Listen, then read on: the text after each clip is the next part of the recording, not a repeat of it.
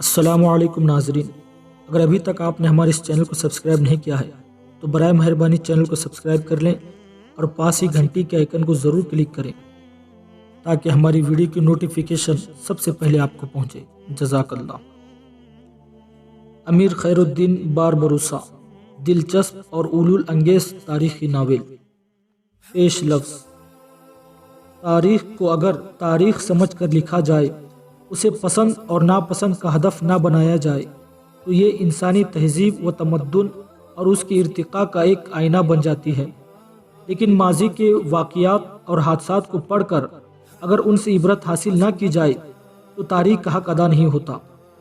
اپنے آباء و اجداد کی تاریخ پڑھ کر اس سے عبرت حاصل کرنا ہی تاریخ کا اصل مقصد اور مدعا ہے۔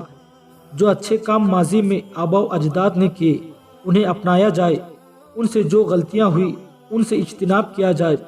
تاریخ قوموں کے ماضی کا ایسا آئینہ ہے جسے دیکھ کر قومیں اپنے حال کا جائزہ لیتے ہوئے آزمائی ہوئی بھلائیوں سے فائدہ اٹھانے کے ساتھ ساتھ آزمودہ برائیوں سے بچ بھی سکتی ہے۔ تاریخ کے اچھے کردار ہی قوموں کے حال اور مستقبل کے رہنما بن جاتے ہیں۔ خیر الدین باربروسا بھی تاریخ کا ایک ایسا ہی کردار ہے۔ چھوٹے سے ایک جزیرے میں مٹی کے برتن بنانے والا خیر الدین باربروسا اپنی محنت، جفاکشی، جرأت مندی اور سرفروشی سے ترکی کا امیر البحر بن گیا۔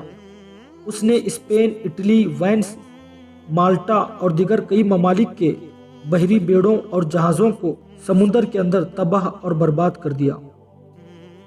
اپنی جرأت مندی سے اس نے بحیرہ روم کو ایک طرح سے یورپی ممالک کے لیے ممنوعہ علاقہ قرار دے دیا تھا۔ پورے یورپ پر اس کی ایسی دہشت تھی کہ یورپی بحری بیڑوں میں جو ملاح بھرتی کیے جاتے وہ اس شرط پر بھرتی ہوتے تھے کہ انہیں باربروسا سے لڑنے کے لیے نہیں کہا جائے گا۔ خیر الدین باربروسا اسلامی تاریخ کا ایک بے مثال کردار اور عالم اسلام کا ایک بے نظیر امیر البحر تھا۔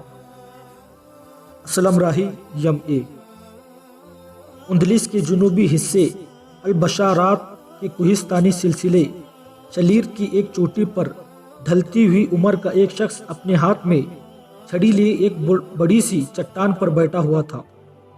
وہ شاید چرواہا تھا، اس لیے کہ کوہستانی سلسلے کی اس چوٹی کے نیچے بھیڑ بکریوں کی صورت میں اس کا ایک خاصا بڑا ریوڑ چر رہا تھا۔ اس بوڑھے کی نگاہیں بار بار کوہستانی سلسلے شلیر کے چھوٹے سے دریائے فردیش کے کنارے راہبوں کے لیے بنی ہوئی خانقاہوں کی طرف اٹھ جاتی تھی۔ پھر وہ بڑے مایوسانہ سے انداز میں ادھر ادھر دیکھنے لگتا تھا۔ شاید اسے بڑی بے چینی سے کسی کا انتظار تھا۔ البشارات عربی کا لفظ ہے جس کی معنی ایسی زمین کے ہے جہاں گھاس کثرت سے پیدا ہوتی ہے۔ غرناطہ شہر کے جنوب میں ساحل سمندر تک جس قدر گھاٹیاں شمال سے جنوب تک ساحل تک چلی گئی ہے، اندلس میں اس سے زیادہ کوئی خوش منظر علاقہ نہ تھا۔ اس میں ہر قسم کے میوہ جات، خاص کر انگور، نارنجن، لیمبو، انجیر بہت عمدہ اور کثرت سے ہوا کرتے تھے۔ یہاں کے مسلمان باشندے بڑے جنگجو اور دلیر تھے، کسی سے دب کر رہنا ان کے لیے ناممکن تھا۔ یہ وہ دور تھا جب مسلمانوں کی آخری سلطنت غرناطہ کا خاتمہ ہو چکا تھا اور آخری مسلمان حکمران عبداللہ اندلس سے نکل کر افریقہ جا چکا تھا۔ اسپین کے نصرانی حکمران مسلمانوں پر ظلم اور جبر کرتے ہوئے انہیں زبردستی نصرانی بنانے کی کوشش کر رہے تھے۔ مسلمانوں کی بدقسمتی، جب مسلمان اسپین پر حملہ ور ہوئے، یورپ والے انہیں مورس کے نام سے پکارتے تھے، اور جب اسپین میں مسلمانوں کی حکومت ختم ہو گئی تب اسپین کے حکمرانوں نے مسلمانوں کو زبردستی عیسائی بنانا شروع کیا، اور جو لوگ عیسائی بنا لیے جاتے انہیں حقارتاً مارسکوز کہہ کر پکارا جانے لگا۔ جن مسلمانوں کو زبردستی نصرانی بنا لیا جاتا تھا وہ کلیساؤں میں ضرور جاتے تھے، لیکن گھر آ کر دروازہ بند کر کے 5 وقت کی نمازیں بھی پڑھتے تھے، اس لیے کہ اپنی جانوں اور اپنے ناموس کو بچانے کے لیے بظاہر انہوں نے نصرانیت قبول کر لی تھی، لیکن باطن میں وہ اپنے دین سے منسلک رہے۔ گو نصرانیوں اور ان کے حکمرانوں کو مطمئن کرنے کے لیے وہ کلیساؤں میں شادی کرتے تھے، لیکن گھر جا کر بڑی رازداری کے ساتھ اسلامی رسومات کے مطابق اپنے نکاح کا بھی اہتمام کر لیتے تھے۔ البشارات کے علاوہ جہاں کہیں بھی مسلمان تھے، انہیں مجبور کیا جا رہا تھا کہ وہ ہر صورت میں نصرانیت قبول کریں۔ صرف البشارات میں جو جنگجو قبائل بیٹھے ہوئے تھے وہ ابھی تک ان پابندیوں سے آزاد تھے، اس لیے کہ آئے دن البشارات کے مسلمان جنگجو قبائل اور ہسپانیوں کے نصرانی انتظامیہ کے درمیان جھڑپوں اور لڑائیوں کا سلسلہ جاری رہتا تھا۔ یہ وہ بدترین دور تھا کہ ہسپانیہ کے نصرانیوں نے مسلمانوں کو ہسپانیہ کی حکومت سے بالکل محروم کر دیا تھا، اور اب ہسپانیہ کے حکمرانوں کے حوصلے اور ولولے اس قدر بڑھ گئے تھے کہ سمندر کی پٹی کو عبور کرنے کے بعد انہوں نے شمالی افریقہ کے ایک کافی بڑے مسلمان علاقے پر بھی قبضہ کر کے وہاں خاصا بڑا لشکر رکھ دیا تھا، جو نہ صرف اس علاقے کی حفاظت کرتا تھا بلکہ اس علاقے میں راہبوں کی خانقاہیں اور کلیسا تعمیر کرانے کے بعد وہاں بھی نصرانیت کی تبلیغ کا کام شروع کر دیا گیا تھا۔ جہاں تک ہسپانیہ کے مسلمانوں کا تعلق تھا، وہ اب اپنے ماضی کی عظمتوں اور اپنے اسلاف کے وقار سے کٹ چکے تھے۔ اپنے حال سے وہ قطعی طور پر غیر مطمئن اور اپنے مستقبل میں تاریکی کے سوا کچھ محسوس نہ کرتے تھے۔ البشارات میں جو قبائل اپنی آزادی بحال کر رہے ہوئے تھے بحال رکھے ہوئے تھے، ان کے دو بڑے گروہ تھے۔ پہلا گروہ عدنانی کہلاتا تھا، ان میں عربوں کے قبیلے بنو ہاشم، بنو امیہ، بنو مخزوم، بنو فہر اور بنی کنانہ، بنی حذیل، بنی تمیم، بنی ثقیف اور بنی ربیعہ شامل تھے۔ دوسرا گروہ جو زیادہ طاقتور تھا، ان میں بنی ازدینی، خزراج، بنی اوس، بنی ہمدان، بنی طے پتی مراد بنی مرہ، بنی خولان، بنی لہم، بنی جزام، بنی کندہ، بنی حمیر، بنی قفاعہ، بنی حوزوان اور بنی کلب وغیرہ شامل تھے۔ قحطانیوں میں زیادہ تعداد بنی اوس اور خزرج کی تھی، جو انصار کہلاتے تھے، جنہوں نے مدینہ منورہ میں حضور صلی اللہ علیہ وسلم کی مدد کی تھی۔ یہ لوگ کثرت سے اپنے وطن کو خیر آباد کہہ کر اندلس میں آباد ہو گئے تھے۔ یہ خاص مدینے میں تقریباً ان کا کوئی آدمی نہ رہا تھا۔ ان دنوں قحطان قبیلے کے سردار کا نام کعب بن عامر اور عدنانی قبائل کا نام سعد بن سلامہ تھا۔ قحطانی سردار کعب بن عامر کا ایک بیٹا مغیرہ بن کعب، دو بیٹیاں نابل اور معاذ تھی، جبکہ عدنانی قبائل کے سردار سعد بن سلامہ کی صرف ایک ہی بیٹی تھی جس کا نام نبیرہ تھا۔ بہرحال یہ جنگجو قبائل اکثر و بیشتر ہسپانیوں حکومت سے آزادی برقرار رکھنے کے لیے برسر پیکار رہتے تھے۔ اندلس میں یہ مسلمانوں کے لیے انتہا درجے کا برا اور بدترین دور تھا۔ جبل شلیر کی چوٹی کے اوپر جو چرواہا بیٹھا ہوا تھا اور جو نیچے بار بار دریائے فردیش کے کنارے نصرانی راہبوں کی خانقاہوں کی طرف دیکھ لیتا تھا، کچھ دیر ایسی ہی کیفیت میں پتھر پر بیٹھا رہا۔ اپنی پریشانی اور الجھن کا اظہار کرنے کے لیے کبھی کبھی وہ بڑے زور سے اپنے ہاتھ میں پکڑی ہوئی چھڑی زمین پر مارتے ہوئے غصے اور خفخفی کا اظہار کرتا تھا۔ پھر اسے نہ جانے کیا سوچی، اٹھ کھڑا ہوا۔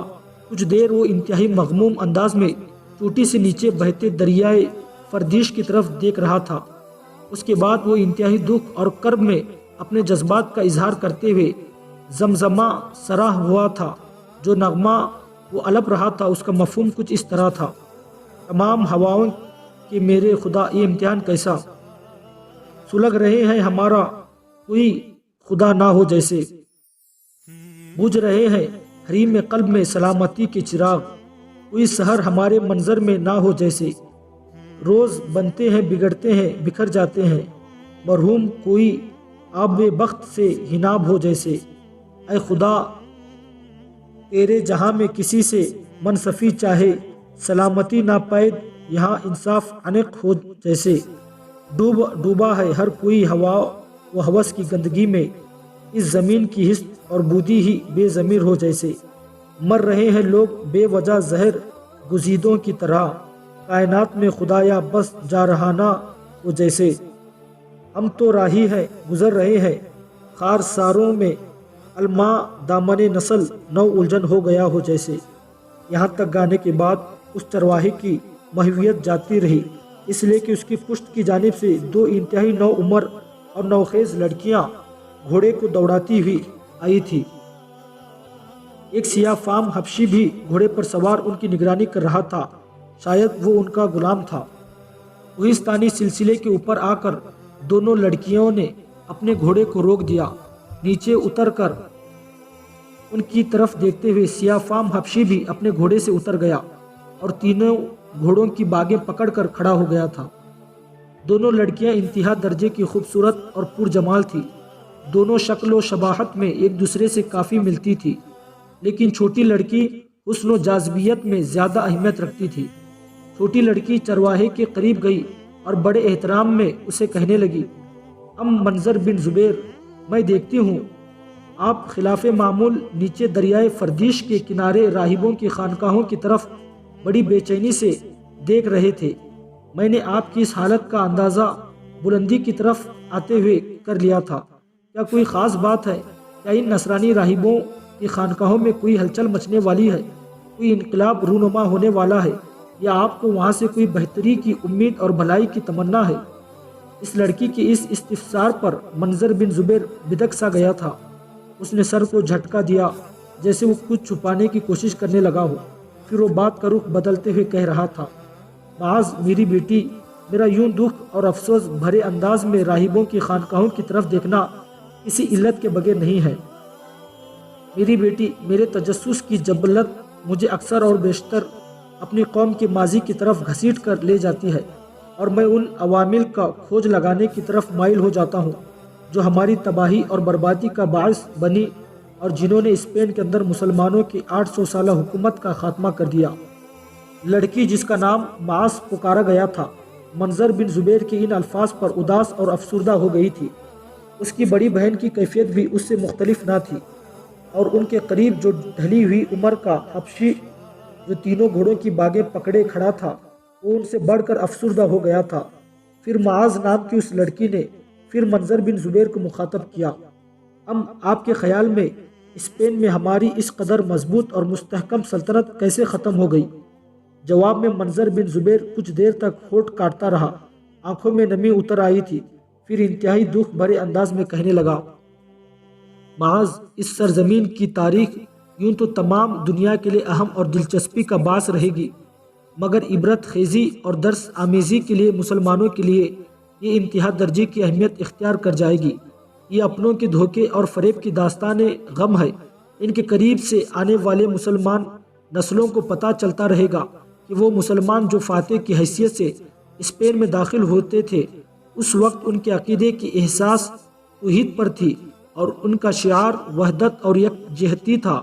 اسی عقیدے اور شعار کو بنیاد بنا کر اسپین کے فاتح مسلمانوں نے پوری تہذیب اور معاشرات اور معیشت اور سیاست کی عمارت کھڑی کی تھی، پر حیف احکامات خداوندی کو پس پشت ڈال کر اور اللہ کی رسی کو مضبوطی سے تھامنے کے اصول کو فراموش کر کے آپس کی لڑائیوں اور جنگ و پیکار کو اپنا شعار بنا لیا۔ نتیجہ یہ ہوا کہ ایک دن مسلم قوم کو اسپین کے اندر اپنی سیادت اور قیادت دونوں سے ہاتھ دھونا پڑا، اور مسلمان اس سرزمین سے بچشم گیراں نکلنے پر مجبور ہوئے۔ یہاں تک کہنے کے بعد منظر بن زبیر رکا، پھر پہلے سے زیادہ دکھ بھرے انداز میں کہہ رہا تھا، اللہ کے مقرر کردہ اصول سب اس کی سنت میں کبھی تبدیلی نہیں ہوتی۔ جو لوگ آج اللہ کے فرما بردار اور اطاعت شیار بندے ہیں، کل کو اگر وہی اس کے احکامات میں سے رو گردانی اختیار کر لیں تو ہرگز ذلت اور رسوائی سے نہیں بچ سکتے، اس لیے کہ اللہ نے ارشاد فرمایا ہے، اے ایمان والوں، تم میں سے اگر کوئی اپنے دین سے پھرے تو اللہ ایسے لوگ لائے جنہیں وہ چاہے۔ دکھ اور کرب میں تھوڑی دیر تک منظر بن زبیر کی گردن جھکی رہی، آنکھیں نمکناک ہو گئی تھی، پھر وہ ان دونوں لڑکیوں کی طرف دیکھتے ہوئے بڑے اندوہناک انداز میں کہہ رہا تھا، کاش کوئی طارق بن زیاد اٹھتا اور ان سرزمینوں میں حدیث غم انسا کے اندر بکھرے اور دھندلے سایوں میں لپٹے لاوارثی کے درد میں طوفانوں کے کس مساتے سمندر کی طرح ظہور کر کے مقام آدم سے گری قوم کو اوج عطا کر جاتا۔ کاش کوئی عبد الرحمن الداخل تکبیر بلند کرتا ہوا اس سرزمین میں داخل ہوتا اور تلاش منزل میں بے قرار شام غریباں کی پگھلتی پرچائیوں اور نفرت بھری زندگی کی عبارت کو ذیت کی کہکشاں بنتی ستاروں کی روشنی عطا کر دیتا۔ کاش کوئی یوسف بن تاشفین اندلس میں مسلم قوم کے لیے امن اور آشتی کے گھروں، چاہتوں کے گہواروں، رحمتوں کے مسکنوں، برکتوں کی بستیوں کے درد کھولنے کے لیے آن وارد ہوتا۔ کاش تازہ خیالوں کا نمائندہ بن کر کوئی عبد المبین مراکش سے اڑتا اور اندلس میں مسلمانوں کو نفرت گزیدہ بارود کی بو بھرے جلس شعلوں کے زندانوں اور وقت کی کالی قتل گاہوں سے نجات دلاتا۔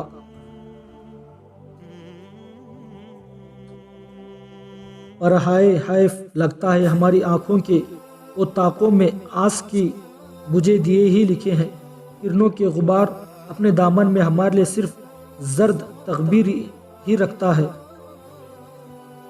پر ہائے حیف لگتا ہے ہماری آنکھوں کے اوطاقوں میں آس کے بجھے دیے ہی لکھے ہیں، کرنوں کا غبار اپنے دامن میں ہمارے لیے صرف زرد تغبیریں ہی رکھتا ہے۔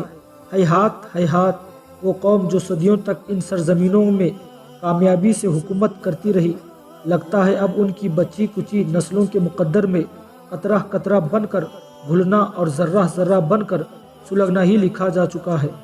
یہاں تک کہنے کے بعد چرواہا منظر بن زبیر رکا۔ لگتا تھا ظاہری طور پر وہ اپنا بھرم رکھے ہوئے ہو، لیکن باطنی طور پر وہ رو رہا ہو، پگھل رہا ہو، طوفانوں کی طرح اڈلتے اپنے آنسوؤں کو روک رہا ہو۔ کچھ دیر خاموشی کے بعد وہ کربناک آواز میں کہہ رہا تھا، آخر کب تک ہم البشارات کے بچے کچے مسلمان جلتی آزادی کے دھوئیں، غلامی کے بھڑکتے بارود میں زندگی بسر کرتے رہیں گے؟ کب تک ظلم کی خونخوار وحشی سائے فروغ فرسا الجھنیں ہماری مقدر پر حاوی اور محیط رہیں گی؟ منظر بن زبیر کی آنکھوں میں نمی اتر آئی تھی۔ کچھ دیر ہونٹ کاٹتا رہا، آنکھیں چھپکاتا رہا، پھر لمحہ بلمحہ ڈوبتی اور دکھ کو عیاں کرتی آواز میں وہ دوبارہ کہہ رہا تھا، آئے حیف کب تک ہم البشارات کے رہنے والے لاوارثی کا درد من اور سلوہ کے متلاشیوں کی نمراہ اپنے حس اور بود سے جنگ کرتے رہیں گے؟ کاش ان سرزمینوں میں حیات و قوت کا کوئی رجز خاں اٹھتا اور اداس ریتوں اور سسکتے جذبوں، زرد پتوں کی کہانیوں اور شب کے اداس آنگنوں میں مسلم قوم کی کتاب ہستی کے ورق ورق پر نور کی کرنیں بکھیرتی مہتاب کہانیاں رقم کرتا۔ یہاں تک کہنے کے بعد چرواہا منظر بن زبیر خاموش ہو گیا تھا۔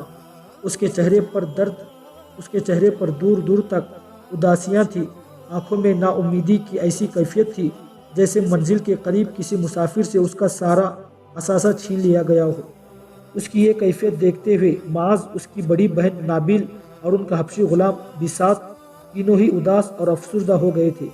پھر ان تینوں نے دیکھا منظر بن زبیر نیچے راہبوں کی خانقاہوں کی طرف دیکھتے ہوئے چونک پڑا تھا، اس لیے کہ ان خانقاہوں میں سے ایک اندر سے دو راہب نکلے تھے، ایک خوب جوان، دوسرا ابھی نو عمر لڑکا سا تھا، دونوں ہی ایک جیسا راہبانہ لباس پہنے ہوئے تھے۔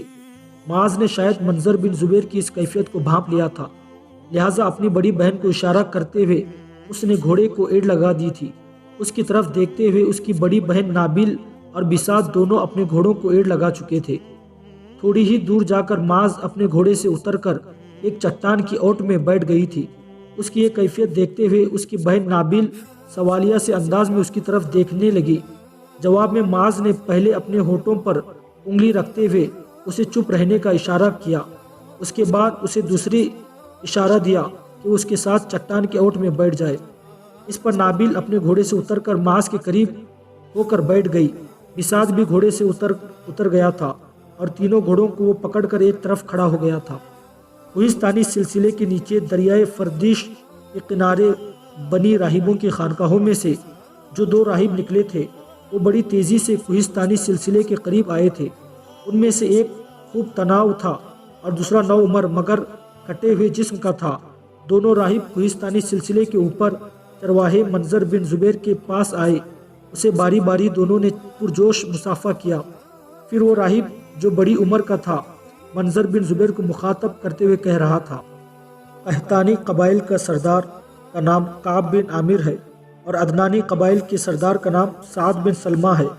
دونوں کو آپ کی آمد سے مطلع کر دیا گیا ہے اور اس وقت قحطانی سردار کعب بن عامر کی قلعہ نما حویلی میں دونوں سردار آپ کے منتظر ہو گئے ہیں۔ آپ تھوڑی دیر رکے، میں آپ دونوں کے ساتھ دونوں سرداروں کے پاس جاؤں گا، مگر میرا بیٹا قیصر بن منظر آنے والا ہوگا، اس کے بعد میں آپ کے ساتھ ہو لوں گا۔ یہاں تک کہتے ہوئے منظر بن زبیر کو رک جانا پڑا، اس لیے کہ ایک نوجوان بھاگتا ہوا کوہستانی سلسلے پر چڑھتا دکھائی دیا تھا۔ جب وہ اوپر آیا تو وہ بری طرح ہانپ رہا تھا۔ اس کی طرف اشارہ کرتے ہوئے منظر بن زبیر کہنے لگا، یہ میرا بیٹا قیصر ہے، اب آئیے میں آپ کے ساتھ چلتا ہوں۔ قیصر بن منظر قریب آیا، تینوں سے سلام کیا اور دونوں راہب خوش کن انداز میں اس سے ملے۔ پھر وہ منظر بن زبیر کے ساتھ ہو لیے تھے۔ ایک جگہ رک کر بڑے راہب نے منظر بن زبیر کو مخاطب کیا، یہ کوہستانی سلسلے کیسے سامنے جو بستیاں دکھائی دے رہی ہے، یہ دونوں سرداروں میں سے کس کی ہے؟ منظر بن زبیر نے کچھ سوچا، پھر کہنے لگا، سامنے دکھائی دینے والی بستیاں قحطانی قبائل کی ہے۔ قحطانی قبائل کی بڑی بستیاں قرینہ، یورا، جبل عاصم اور زوستر ہیں۔ اس کے علاوہ بھی ان کی کچھ چھوٹی بستیاں ہیں۔ جہاں تک عدنان قبائل کا تعلق ہے تو ان کی بڑی بستیوں میں سے حسن قیصر، حسن، فینا، بنی عبدوس اور خندق عاش مشہور ہے۔ لگتا تھا منظر بن زبیر کے اس انکشاف سے دونوں مطمئن ہو گئے تھے، پھر چپ چاپ اس کے ساتھ کوہستانی سلسلے کی تدریجی ڈھلوانوں سے اترتے ہوئے سامنے نظر آنے والی بستیوں کا رخ کر رہے تھے۔